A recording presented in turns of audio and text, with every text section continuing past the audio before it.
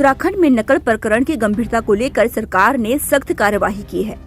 नकल प्रकरण में अफसर KN तिवारी को तत्काल निलंबित किया गया है। मुख्यमंत्री पुष्कर सिंह धामी ने कहा कि पिछले 4 वर्षों में उत्तराखंड सरकार ने लगभग 25,000 नियुक्तियां पारदर्शी और निष्पक्ष तरीके से संपन्न की है।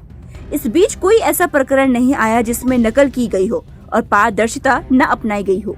मुख्यमंत्री ने कहा कि हाल ही में नकल प्रकरण का मामला सामने आया है, जिसमें आरोपियों को पकड़ लिया गया है और उनके खिलाफ सख्त कार्यवाही की जा रही है। जो भी उस केंद्रीय परीक्षा से संबंधित जिनके ऊपर भी अपने दायित्व का निर्वहन न करने का आरोप है, उनके खिलाफ कठोर कार्यवाही की जाएगी। किसी को बख्शा नहीं जाएगा।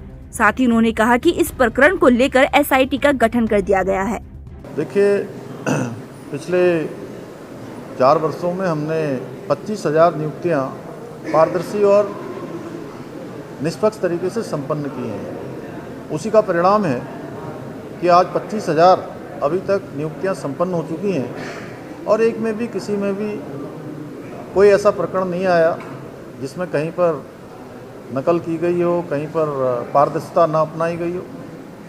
और एक प्रकरण जो सामने आया है उसमें प्रथम दृष्टया जिन को भी जो भी आरोपी थे उनके खिलाफ कार्रवाई हुई है, उनको पकड़ लिया गया है और उसमें सघन जांच चल रही है। जो भी उस केंद्र से संबंधित या उस परीक्षा से संबंधित जिनके ऊपर भी अपने दायित्वों का निर्वहन करने का आरोप है या जिन्होंने कर्तव्यों में ढिलाई बरती है, उनके खिलाफ कठोर कार्रवाई होगी। किसी को छोड़ा नहीं जाएगा।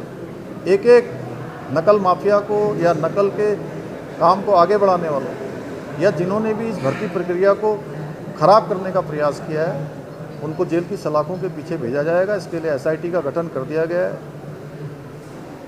उच्च न्यायालय के माननीय न्यायाधीश सेवानिवृत्त उनकी अध्यक्षता में SIT कमेटी का गठन कर दिया गया है। किसी भी कीमत पर इन नकल जिहादियों को छोड़ा नहीं जाएगा, उनको जेल की सलाखों के पीछे भेजा जाएगा। और मैं सभी अभिभावकों से भी कहना चाहता हूँ, सभी छात्र छात्राओं से भी कहना चाहता हूँ कि जिन्होंने भर्ती परीक्षाओं में सम्मिलित होना है, जो अभ्यर्थी हैं हमारे, वो सब अपनी तैयारियां करें, वो निश्चिंत रहें। अगर जांच में कहीं पर भी ऐसी कोई बात आएगी तो निश्चित रूप से उनके हित में उचित निर्णय लिया जाएगा। जन खबर के लिए मीना शर्मा की रिपोर्ट।